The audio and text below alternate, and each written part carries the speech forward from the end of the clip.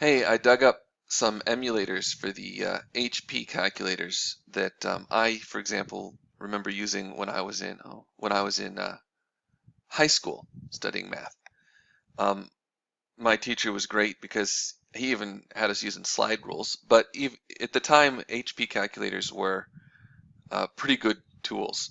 Now, an HP calculator, the way that it works is using a stack.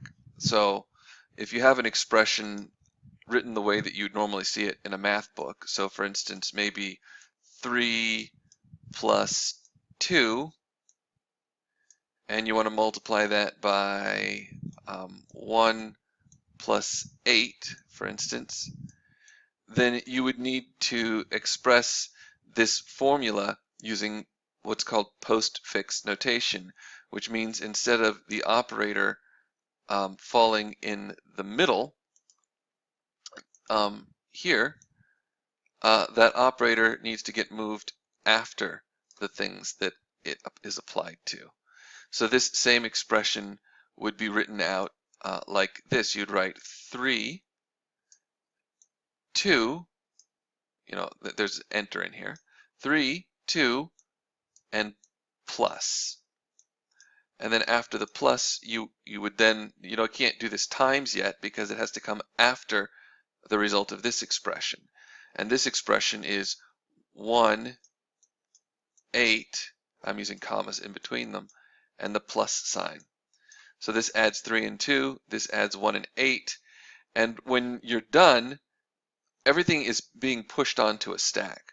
So at the top of the stack, you're going to have the result of this expression, and then above that on the stack, you can have this expression, so you multiply those last two things when you're done. So this is the sequence of things that I type into the calculator in order to evaluate this expression in reverse Polish notation.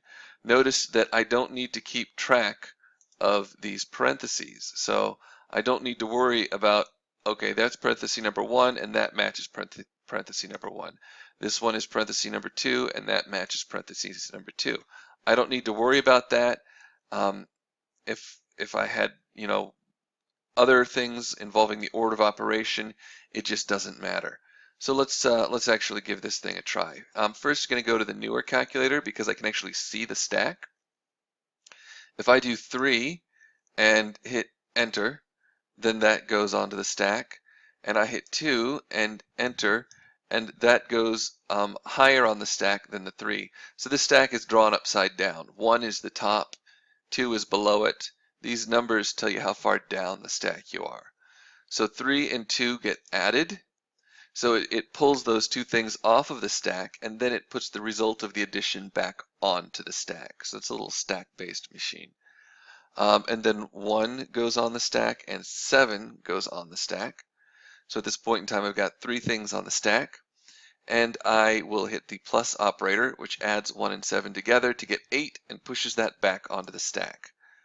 So now that I've got 5 and 8 on the stack, I do that last operation, which is times, and I get the correct result, which is 40. That same thing works over here in this emulator. If I do 3 and I hit enter, I can push that on the stack. If I hit 2, now the 2's on the top of the stack, and this one, the top of the stack, is whatever's on this screen. I can hit plus, and then I get 3 plus 2. And then 1 goes onto the stack, and 7 is now at the top of the stack. So if I hit plus, it'll do 1 plus 7, and then the thing on the top of the stack will be 8, right? So 8 is at the top of the stack, and I have to remember, because this screen doesn't show me, that just above the 8, I still have the 5 from the previous one. So if I hit the multiplication operator, I get 8 times 5, which is 40. So that's a stack-based way to do math. It's called reverse Polish notation or postfixe notation.